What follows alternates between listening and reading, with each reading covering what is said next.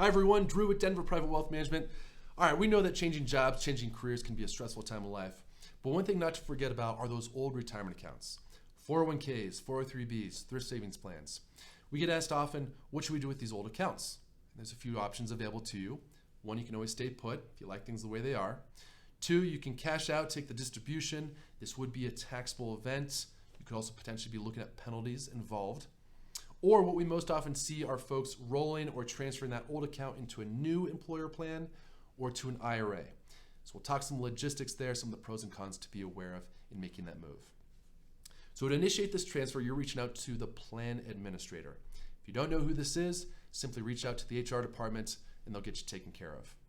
But what you can expect is they're going to issue a paper check. Some firms will wire, but most often it's a bit old school. They're going to issue a paper check. It won't be issued in your name directly, otherwise that would be considered a distribution, again a taxable event, but more the wording is going to be along the lines of Charles Schwab for benefit of John Smith as an example. Now if it is sent to you directly, you have 60 days to get that into the new account, otherwise again considered a distribution. For those Roth accounts, same process. You can either move into a new employer plan if allowed or to a Roth IRA. If, let's say, part of the money is traditional money, part Roth money, that company is going to issue two separate checks to go to the respective places. Now, what to be aware of, some of the pros and cons. Most people make this move for simplicity reasons, the consolidation of their assets, the ease of managing that moving forward. Reason number two, moving to, say, an IRA, you have more investment options, more managers to choose from. Number three, a big one, usually we see lower fees with those IRAs versus old retirement accounts. Reason four, communication. When you leave a company, they tend to leave you in the dark a bit. But by making that move, you have a bit more clarity, a bit more communication moving forward.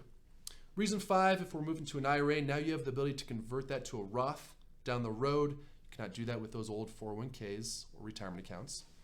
And last reason I would say would be estate planning reasons.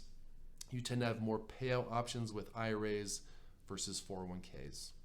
Now, a few reasons maybe to stay put and not make this move. One big one would be what's called the rule of 55.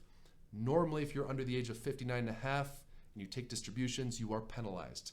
But for example, if you retire at age 55, you hang on to your 401k, now you can actually start taking distributions and you would not be penalized. Reason two, let's say we're getting older, closer to RMD age. If you have a 401k and still working, you actually would not have to start taking those RMDs. That is not the case with those IRAs out there. And last reason, generally speaking, there's less creditor protection with IRAs versus retirement accounts. But I'd say for the most part, we see people making that move for simplicity reasons, the consolidation of their assets, lower fees, and access to more investment options.